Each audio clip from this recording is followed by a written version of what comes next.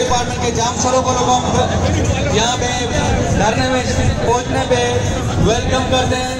आज का ये जो धरना है वो तमाम डिपार्टमेंट की तरफ से है।